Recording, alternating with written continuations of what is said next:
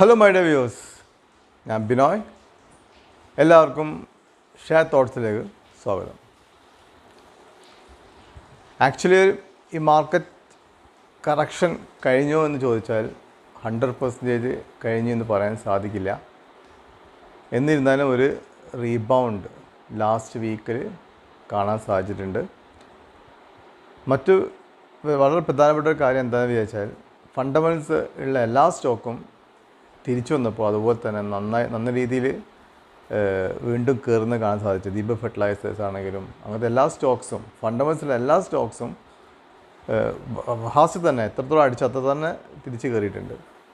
ഇത് മനസ്സിലാക്കാവുന്ന കാര്യം, ഫണ്ടമെൻ്റൽ സ്റ്റോക്കിൽ എപ്പോഴും ഇൻവെസ്റ്റ് ചെയ്ത് കഴിഞ്ഞാൽ മാർക്കറ്റിൻ്റെ കറക്റ്റായിട്ട് ആർക്കും ഒന്നും പ്രിഡിക്റ്റ് ചെയ്യാൻ സാധിക്കില്ല. ആസ് എ ഇൻവെസ്റ്റർ എന്ന നിലക്ക് ഒരു കമ്പനീനെ മനസ്സിലാക്കുക, നല്ല ഫണ്ടമെൻ്റൽസ് ആണ് നോക്കുക, അവർ ബിസിനസ് നോക്കുക, അവർ നെറ്റ് പ്രോഫിറ്റ് നോക്കുക, അവരുടെ ഭാവിയിലുള്ള അവരെ ഫ്യൂച്ചർ വ്യൂസ് എന്താ നോക്കുക, മാനേജ്മെൻറ്റ് എന്താ നോക്കുക. അങ്ങനെ മനസ്സിലാക്കിയിട്ട് ഇൻവെസ്റ്റ് ചെയ്ത് കഴിഞ്ഞ് ഉണ്ടാകാൻ നിൽക്കാൻ റീറ്റെയിൽ ഇൻവെസ്റ്റേഴ്സിന് സത്യത്തിൽ സാധിക്കുള്ളൂ. ഇപ്പം തന്നെ ടാറ്റ സ്റ്റീൽ എന്ന കമ്പനി, അത് ബുൾ മാർക്കറ്റിൽ നെഗറ്റീവ് റിട്ടേൺ എന്ന കമ്പനി 110 രൂപയിൽ നിന്ന് 115, 110 ഇങ്ങനെ ട്രേഡ് ചെയ്ത കമ്പനി ഈ ഒരു ബെയർ മാർക്കറ്റിൽ എല്ലാ സ്റ്റോക്കും 30-40% അടിച്ചപ്പോഴാണ് ടാറ്റ സ്റ്റീൽ 35% റിട്ടേൺ ആണ് കൊടുത്തത്. വളരെ ശ്രദ്ധിക്കേണ്ട ഒരു കാര്യമാണിത്. സോ എന്നിത് കയറും എന്ന് മനസ്സിലാക്കാൻ വളരെ പ്രയാസമാണ്. അല്ലെങ്കിൽ ടെക്നിക്കൽ നോക്കിയിട്ട് സ്വിംഗ് ബേസ്ഡ് ട്രേഡ് എടുക്കുന്ന മാതിരി എല്ലാ ഒരു ലോങ് ടേം ഇൻവെസ്റ്റ്മെൻറ്റ് എന്ന് പറഞ്ഞാൽ വളരെ വ്യത്യാസമാണ്.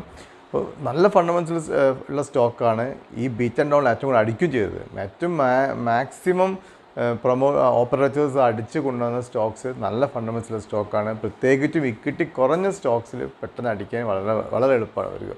ഓപ്പറേറ്റേഴ്സ് മാർക്കറ്റിലുണ്ട് എന്നുള്ള കാര്യം എപ്പോഴും റീറ്റെയിൽ ഇൻവെസ്റ്റർ ശ്രദ്ധിക്കണം. സോ ഇൻവെസ്റ്റ് ചെയ്യുന്നതിന് മുന്നേ ആ കമ്പനി പറ്റി കംപ്ലീറ്റ് പഠിച്ച് മനസ്സിലാക്കി നല്ല സ്റ്റോക്ക് നമ്മൾ ഇൻവെസ്റ്റ് ചെയ്യുന്ന ഒരിക്കലും ക്യാഷ് പോയില്ല. ഈ അവസരത്തിൽ ഇനിയും ചിലപ്പോൾ ഒരു കറക്ഷൻ വീണ്ടും വന്നേക്കാം. ഇനിയും ട്രംപിൻ്റെ അനൗൺസ്മെൻറ്റ്സിൻ്റെയൊക്കെ ബേസിലാണ് കിടക്കുന്നത്. പക്ഷേ എനിക്ക് കൂടുതലായിട്ട് അടിക്കുന്നത് ഞാൻ എക്സ്പെക്റ്റ് ചെയ്യുന്നില്ല. ഒരു താരിഫ് വാരൊക്കെ മുറുകയാണെങ്കിൽ വളരെ പ്രോബ്ലമാണ്. അത് ഇപ്പോൾ ചൈന തിരിച്ച് അങ്ങോട്ടും പിന്നെ ഇമ്പോസ് ചെയ്തിട്ട് താരിഫ് ഇമ്പോസ് ചെയ്തിട്ടുണ്ട്. ഇങ്ങനെ പല പ്രശ്നങ്ങൾ വന്നു കഴിഞ്ഞാൽ ഇത് വലിയൊരു പ്രശ്നത്തിലേക്ക് പോകും. അതുകൊണ്ട് തന്നെ ഇപ്പോൾ കാനഡയും മെക്സിക്കോ ഒക്കെ തന്നെ WTO എടുത്ത് പോയിട്ട് കംപ്ലയിൻറ്റ് കൊടുത്തിട്ടുണ്ട്. അതേപോലെ ചർച്ച നടക്കാൻ പോകും നെക്സ്റ്റ് വീക്കിൽ. സോ ഈ ഒരു ലെവലിൽ തന്നെ ട്രംപിന് ഒരിക്കലും പോകാൻ സാധിക്കുമെന്ന് എനിക്ക് തോന്നുന്നില്ല. ഒരു എൻഡ് വേണമല്ലോ ഇതിൽ. അല്ല അങ്ങോട്ടും ഇങ്ങോട്ടും ഇമ്പോസ് ചെയ്ത് കളിച്ചു കഴിഞ്ഞാൽ ശക്തരായ ചൈനയും അമേരിക്കയും തന്നെ അങ്ങോട്ടും ഇങ്ങോട്ടും വാശിക്ക് ചെയ്യുകയാണെങ്കിൽ തന്നെ വലിയൊരു പ്രശ്നങ്ങളാണ് മറ്റേ എല്ലാ രാജ്യങ്ങളും ഫേസ് ചെയ്യാൻ പോകുന്നത്. സോ അതങ്ങനെ കണ്ടിന്യൂ ചെയ്യുന്നു എക്സ്പെക്റ്റ് ചെയ്യേണ്ട. പക്ഷേ എന്നിരുന്നാലും ഒരു കറക്ഷനും കൂടെ നമുക്ക് എക്സ്പെക്റ്റ് ചെയ്യാം. പക്ഷേ നമ്മൾ ഇൻവെസ്റ്റ് ചെയ്യുന്ന സ്റ്റോക്ക് എപ്പോഴും ഫണ്ടമെൻ്റൽ നല്ല സ്റ്റോക്ക് ആയിരിക്കണം മാത്രമേ ഉള്ളൂ. ഇപ്പോൾ സെക്ടേഴ്സും നല്ല സെക്ടേഴ്സും ആ സെക്ടേഴ്സിന് നല്ല സ്റ്റോക്സ് കണ്ടുപിടിക്കാം. ഞാനിപ്പോൾ ഒരു 2-3 മാസം വളരെ ബുള്ളിഷാണ് ടെക്സ്റ്റൈൽ സെക്ടറിൽ. ടെക്സ്റ്റൈൽ സെക്ടറിൽ ഒരു ഓവറോൾ ചേഞ്ച് വന്നുകൊണ്ട് നിൽക്കുകയാണ്. ശ്രദ്ധിച്ചാൽ മനസ്സിലാവും. ഒരു 10-15 ഇയേഴ്സ് മുന്നേ ഈ ടെക്സ്റ്റൈൽസ് കോട്ട എടുത്ത് കളഞ്ഞാൽ ടെക്സ്റ്റൈൽ സെക്ടറിന് ഭയങ്കര മൊമെൻറ്റം ഉണ്ടാകും പറഞ്ഞിരുന്നു. പക്ഷേ ടെക്സ്റ്റൈൽ സെക്ടർ എടുത്ത് കളഞ്ഞ് അവിടെ നിന്ന് 2-3 ക്വാർട്ടർ കഴിഞ്ഞിട്ടും ഒരു സ്റ്റോക്കും കയറിയിട്ടില്ല. റീറ്റെയിൽ ഇൻവെസ്റ്റേഴ്സ് ക്ഷമ നശിച്ചു. കോട്ട എടുത്ത് കഴിഞ്ഞാൽ കയറേണ്ട സ്റ്റോക്ക് എന്തുകൊണ്ട് കയറുന്നില്ല, ടെൻഷനായി. വിറ്റതിന് ശേഷമാണ് എല്ലാ സ്റ്റോക്കും മൾട്ടി ബാഗ് റിട്ടേൺ കൊടുത്തത്. അരവിന്ദ് മിൽസ് എന്ന സ്റ്റോക്ക് വെറും 6 രൂപ ഉണ്ടായ സ്റ്റോക്കാണ്, അത് 300-400 രൂപ പോയത്. വീണ്ടും ഒരു അവസരം ടെക്സ്റ്റൈൽ സെക്ടറിൽ വരുന്നുണ്ട്. ഉടനടി ഇല്ലെങ്കിൽ നമ്മൾ ഒരു 2 കൊല്ലത്തേക്ക് വ്യൂവിലൊക്കെ വാങ്ങി വെക്കുകയാണെങ്കിൽ നല്ലൊരു ബൂം ഈ ടെക്സ്റ്റൈൽ സെക്ടറിൽ വരാം. കാരണം ഇന്ത്യൻ ആവശ്യമാണ് ടെക്സ്റ്റൈൽ സെക്ടറിനെ ബൂം ചെയ്ത് കൊണ്ടുപോകാനുള്ളത്. കാരണം ഞാൻ കുറച്ച് പോയിൻറ്റ്സൊക്കെ ഇവിടെ എഴുതി വെച്ചിട്ടുണ്ട്. ടെക്സ്റ്റൈൽ സെക്ടർ എന്തുകൊണ്ട് ആണ് ഞാൻ ഇത്ര ബുള്ളിഷായെന്ന് ചില കാരണങ്ങൾ. ഇപ്പോൾ താരിഫ് വാർ നടന്നുകൊണ്ട് നിൽക്കുകയാണ്. അതിന് ഭാഗമായിട്ട് ചൈന റിറ്റേറ്ററി താരിഫ്സ് ഇമ്പോസ് ചെയ്തിട്ടുണ്ട് US മേലെ 10-15%, പ്രത്യേകിച്ചും കോട്ടൻ്റെ മുകളിൽ. US കോട്ടൺ ആണ് ഏറ്റവും famous cotton quality wise. US ആണ് ഏറ്റവും കൂടുതൽ കോട്ടൺ എക്സ്പോർട്ട് ചെയ്യുന്ന രാജ്യം. ഇന്ത്യ, ചൈനയും അടക്കം ടെക്സ്റ്റൈൽ എക്സ്പോർട്ട് ചെയ്യുന്ന പല രാജ്യങ്ങളും കോട്ടൺ ഇമ്പോർട്ട് ചെയ്യുന്നത് USA എന്നാണ്. സോ USA ഇമ്പോസ് ചെയ്തപ്പോൾ യാതൊരു കുലുക്കുമില്ലാതെ നിൽക്കുന്ന ഒരു രാജ്യം സത്യം പറഞ്ഞാൽ ചൈന മാത്രമാണ്. അവർ തിരിച്ച് അങ്ങോട്ടും താരിഫ് ഇമ്പോസ് ചെയ്യുക. അതായത് റിട്ടേറ്ററി താരിഫ് എന്ന് പറയുകയാണെങ്കിൽ ഇങ്ങോട്ട് ചെയ്തതിന് അങ്ങോട്ട് തിരിച്ച് ചെയ്തിട്ട് അവരെ കൊണ്ട് അവരെ എടുത്ത ഡിസിഷൻ മാറ്റിക്കുക, അവരെ താരിഫ് മാറ്റാൻ വേണ്ടിയിട്ടുള്ള ഒരു ശ്രമത്തിൽ റിട്ടേറ്ററി താരിഫ് എന്ന് പറയുന്നത് അത് ചൈന ഇമ്പോസ് ചെയ്തിട്ടുണ്ട്. അങ്ങനെ നോക്കുകയാണെങ്കിൽ ഓട്ടോമാറ്റിക്കലി US-ൻ്റെ കോട്ടൺ പ്രൈസ് ഡ്രിപ്പ് ആവും. അങ്ങനെ US-ന് കോട്ടൺ പ്രൈസ് ഡിപ്പായി കഴിഞ്ഞാൽ താഴോട്ട് വന്നു കഴിഞ്ഞാൽ അത് ഇന്ത്യയെ സംബന്ധിച്ച് വളരെ കൂടുതൽ ബെനിഫിറ്റ് ചെയ്യാൻ സംഭവിക്കും. നമ്മളെ റോ മെറ്റീരിയൽ കോസ്റ്റ് കുറയും. അതുപോലെ തന്നെ ഇന്ത്യ ടെക്സ്റ്റൈൽ സെക്ടറിൽ ഗ്ലോബൽ നോക്കുകയാണെങ്കിൽ ഏകദേശം ലാർജസ്റ്റ് പ്ലെയറാണ്. രണ്ടാം മൂന്നാം സ്ഥാനത്ത് നിൽക്കുന്ന പ്ലെയർ ഇന്ത്യ. അതുപോലെ തന്നെ ഇന്ത്യയിലെ ഏറ്റവും കൂടുതൽ എംപ്ലോയ്മെൻറ്റ് കൊടുക്കുന്ന ഒരു സെക്ടറാണ് ടെക്സ്റ്റൈൽ സെക്ടർ. ടെക്സ്റ്റൈൽ സെക്ടറിൽ ഇന്ത്യൻ്റെ വ്യൂ വളരെ ക്ലിയറാണ്. ഇവർ 2.3% textile sector Indian GDP contribute ചെയ്യുന്നത്. ഇന്ത്യൻ്റെ ലേറ്റസ്റ്റ് നടന്ന ഡിസിഷൻ പ്രകാരം അത് ഇവർ 2030 ആകുമ്പോൾ 5% ഇന്ത്യൻ്റെ GDP-ൻ്റെ ഗ്രോത്തിൻ്റെ 5% ടെക്സ്റ്റൈൽ സെക്ടറിൽ ആക്കണമെന്ന് തീരുമാനം എടുത്തു കഴിഞ്ഞു. അതുകൊണ്ടാണ് ഞാൻ പറഞ്ഞത് ഒരു തീരുമാനം എടുത്തു കഴിഞ്ഞ് ഇവരെന്തായാലും അതിൽ കോൺസെൻട്രേറ്റ് ചെയ്യും. 1-2 കൊല്ലത്തുള്ളിൽ തന്നെ ഒരു ടെക്സ്റ്റൈൽ ബൂം തന്നെ വരാൻ സാധ്യതയുണ്ട്.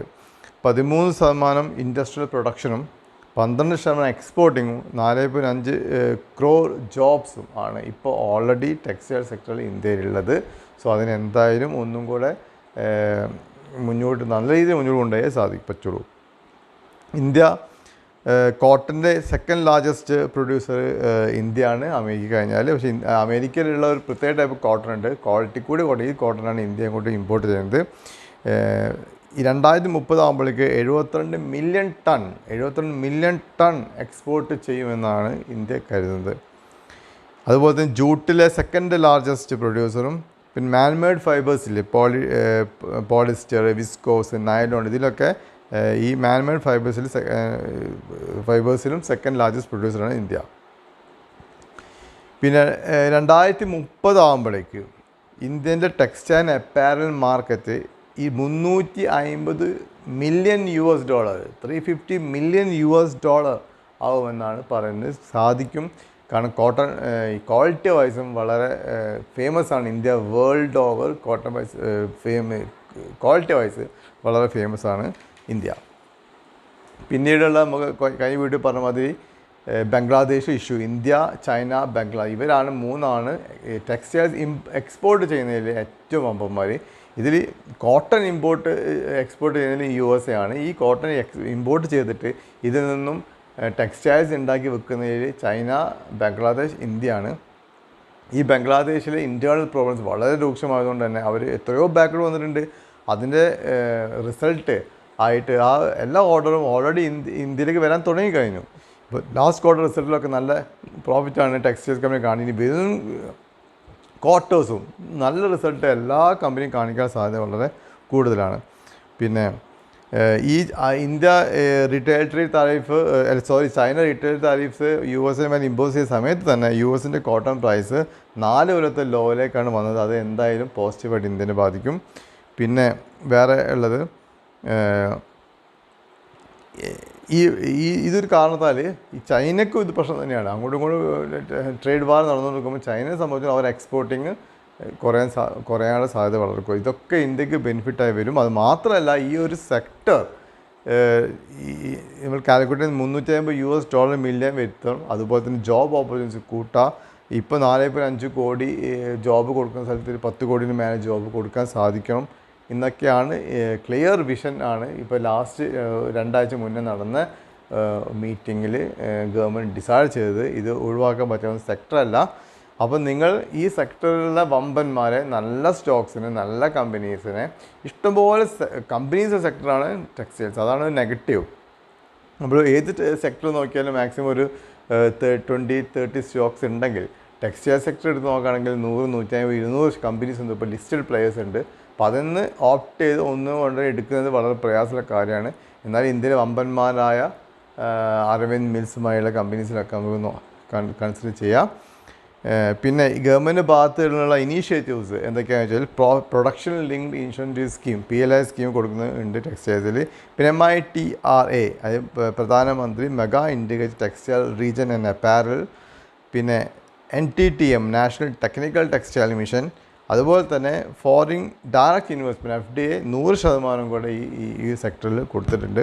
സോ ഗവൺമെൻറ് നല്ല സപ്പോർട്ടുള്ള സെക്ടറാണ്. കാരണം നല്ലൊരു ഭാവിയിലാണ് 5% GDP എക്സ്പെക്ട് ചെയ്യുന്നത് ടെക്സ്റ്റൈൽ സെക്ടറിനാണ്. പക്ഷേ എപ്പോഴും ടെക്സ്റ്റൈൽ സെലക്ട് ചെയ്യുമ്പം ഫണ്ടമെൻ്റൽസുള്ള കമ്പനീനെ സെലക്ട് ചെയ്യാൻ ശ്രദ്ധിക്കാം. എൻ്റെ ഒരു ഫേവറേറ്റ് സ്റ്റോക്ക് നിതിൻ സ്പിന്നേഴ്സ് ആണ്. ലാസ്റ്റ് ക്വാർട്ടർ റിസൾട്ട് നല്ല റിസൾട്ട്, അതുപോലെ തന്നെ ഒരു കൺസിസ്റ്റൻ്റ് ആയ പ്രോഫിറ്റ്. ലാസ്റ്റ് ക്വാർട്ടറിൽ നിന്ന് അങ്ങോട്ട് ബാക്കോട്ട് നോക്കിയാൽ തന്നെ ഒരു 2-3 years ആയിട്ട് കൺസിസ്റ്റൻ്റ് ആയ പ്രോഫിറ്റ് കാണിക്കുന്ന കമ്പനിയാണ് നിതിൻ സ്പിന്നേഴ്സ്. ഇപ്പോഴത്തെ റേറ്റ് 347 രൂപ 60 പൈസയാണ്. 494 പോയതാണ്. ഈ വേസ്റ്റ് മാർക്കറ്റ് അടിയിൽ ഈ സ്റ്റോക്ക് പെട്ടെന്ന് 420 ഉണ്ടായത് പെട്ടെന്ന് അടിച്ചിട്ട് 290 വരെ വന്നു. അതാണ് അതിൻ്റെ ഇയർ ലോ 290 rupees. അവിടെ നിന്ന് റീബൗണ്ട് ചെയ്ത് 347 വരെ പോയി. ലാസ്റ്റ് വീക്ക് ഒരു 13% ഒരു ദിവസം കയറി, വെള്ളിയാഴ്ച 3% കയറി, മൊത്തത്തിൽ 17-18% ലാസ്റ്റ് വീക്ക് റിട്ടേൺ വന്നിട്ടുണ്ട്. അതുകൊണ്ട് തന്നെ ഒരു കൺസോൾട്ടേഷനും ചിലപ്പോൾ ഒരു താഴ്ചയിലേക്ക് വരാൻ സാധ്യതയുണ്ട്. ഈ കമ്പനി ലോങ് ടേമിലേക്കാണ് ഞാൻ പറയുന്നത്. ലോങ് ടേമിലേക്കാണ് പറയുന്നത്. ഇപ്പോൾ എൻ്റർ ചെയ്യേണ്ട, നോക്കി മെല്ലെ മെല്ലെ വാങ്ങി വെക്കാവുന്ന ടെക്സ്റ്റൈൽ സ്റ്റോക്സിൽ നല്ല റിസൾട്ട് കാണിക്കുന്ന, നല്ല ഫണ്ടമെൻ്റൽസ് ഉള്ള, നല്ല മാനേജ്മെൻറ്റുള്ള company Nitin spinners. Nitin spinners, NITIN spinners, Nitin spinners. Okay. So book value 214 രൂപ ഉണ്ട്. പി റേഷ്യോ ഇൻഡസ്ട്രിയൽ പീൻ്റെ പകുതിയേ ഉള്ളൂ. ഇൻഡസ്ട്രിയൽ പി 30 രൂപ ഉണ്ട്. ഈ നിതിൻ സ്പിന്നേഴ്സിന് പി റേഷ്യോ 11.62 ഉള്ളൂ. EPS 30 ഉണ്ട്. 28% year on year growth EPS. അപ്പോൾ EPS wise, P ratio wise, book value ഒക്കെ നോക്കുകയാണെങ്കിൽ 10 രൂപ ഫേസ് വാല്യുള്ള കമ്പനി നിതിൻ സ്പിന്നേഴ്സ്. ഇപ്പോൾ ഡിസംബർ ക്വാർട്ടറിൽ 44 കോടിയാണ് ലാഭം കാണിച്ചത്. ഡിസംബർ 2023 31 കോടി ലാഭമുള്ള സ്ഥാനത്താണ് 50% എപ്രിസിയേഷനിലാണ് 44 കോടി ലാഭമാണ് ഡിസംബർ 2025 24 കാണിച്ചത്. ഷെയർ ക്യാപിറ്റൽ 56 കോടിയേ ഉള്ളൂ. അതുകൊണ്ട് തന്നെ ഇത് സ്പെക്കുലേറ്റ് ചെയ്ത് കൊണ്ടുവരാൻ വളരെ എളുപ്പമാണ്. ഓപ്പറേറ്റേഴ്സിന് പെട്ടെന്ന് പെട്ടെന്ന് സ്റ്റോക്ക് 290 വന്നത്. അങ്ങനെ റിസ്ക് ഈ സ്റ്റോക്കിലുണ്ട്. അതേ സമയത്ത് ഫണ്ടമെൻ്റൽസുള്ള സ്റ്റോക്ക് ആയതുകൊണ്ട് തിരിച്ച് കയറുമ്പോൾ വളരെ ഫാസ്റ്റ് കയറി പോകാൻ സാധ്യതയുള്ള സ്റ്റോക്ക് നിതിൻ സ്പിന്നേഴ്സ്. 56 കോടി ഇക്വിറ്റി ഉണ്ട്. 1090 കോടി റിസർവ് ഉണ്ട്. ഷെയർ ഹോൾഡിംഗ് പാറ്റേൺ വളരെ ഇൻട്രസ്റ്റിംഗ് ആണ്. പ്രൊമോട്ടേഴ്സിൻ്റെ അടുത്ത് 56.5% സ്റ്റേക്ക് ഉണ്ട്. FIS 1.5 ഉണ്ട്. DAS മ്യൂച്വൽ ഫണ്ട്സും 15.5% സ്റ്റേക്ക് ഉണ്ട്. ഒരു സിംഗിൾ ഷെയർ വരെ പ്രൊമോട്ടേഴ്സ് സ്പ്രെഡ് ചെയ്തിട്ടില്ല. നല്ല പ്രൊമോട്ടറാണ്. മ്യൂച്വൽ ഫണ്ട്സ് റീസെൻ്റ്ലി 14.73 15.41 സ്റ്റേക്ക് ഇൻക്രീസ് ചെയ്തിട്ടുണ്ട്. അതുപോലെ തന്നെ FIS വെറും 0.74% ഉള്ളത് 1.5% ഡബിൾ ആക്കിയിട്ടാണ് ഡിസംബർ ക്വാർട്ടറിൽ എൻഹാൻസ് ചെയ്തത്. സോ ഫണ്ടമെൻ്റൽ വൈസ് നല്ല സ്ട്രോങ് സ്റ്റോക്സാണ്. നാളെ എന്ത് സംഭവിക്കും ഞാൻ പറയുന്നില്ല, പ്രത്യേകിച്ചും കണ്ടീഷൻ മോശമായതുകൊണ്ട്. സോ ഒരു 300 റേഞ്ചിൽ നമുക്ക് ഈ സ്റ്റോക്കിൽ മെല്ലെ മെല്ലെ എൻ്റർ ചെയ്യാം. 494 ഇയർ ഹൈയെ കട്ട് ചെയ്ത് പോയി 700 ടാർഗറ്റൊക്കെ ഈസി അച്ചീവ് ചെയ്യാൻ സാധ്യതയുണ്ട്. പിന്നെ ഈ പറഞ്ഞ ഈ ടെക്സ്റ്റൈൽ ബൂമുകൾ വന്നു കഴിഞ്ഞാൽ നല്ല റിട്ടേൺ കിട്ടാൻ സാധ്യതയുള്ള സ്റ്റോക്ക് നിതിൻ സ്പിന്നേഴ്സ്. പിന്നെ അരവിന്ദ് മിൽസുമായുള്ള കമ്പനീസ്, ഇൻഡോ അക്കൗണ്ട്, അങ്ങനെ ഒരുപാട് നല്ല നല്ല സ്റ്റോക്സ് ഉണ്ട്. അതിലൊക്കെ വേണമെങ്കിൽ നിങ്ങൾക്ക് പഠിച്ചിട്ട് ഇൻവെസ്റ്റ് ചെയ്യാം. സോ ആസ് യൂഷ്വൽ ഇതൊരു ബൈങ് റെക്കമെൻഡേഷൻ അല്ല, കാരണം ഞാനൊരു CBI രജിസ്റ്റേർഡ് അനലിസ്റ്റ് അല്ല. സോ സ്വന്തം പഠിച്ച് മനസ്സിലാക്കിയിട്ട് മാത്രം സ്റ്റോക്കിൽ ഇൻവെസ്റ്റ് ചെയ്യുക. നിങ്ങൾക്ക് ആരെങ്കിലും അഡ്വൈസ് ഉണ്ടെങ്കിൽ അവിടെ ചോദിച്ച് മനസ്സിലാക്കിയിട്ട് വന്ന് ഇൻവെസ്റ്റ് ചെയ്യുക. പുതുതായിട്ട് ആരെങ്കിലും ചാനൽ കാണുന്നുണ്ടെങ്കിൽ സബ്സ്ക്രൈബ് ചെയ്യാൻ മറക്കരുത്. ലൈക്ക് ചെയ്യുക, കമൻറ്റ് ചെയ്യുക. Thank you very much.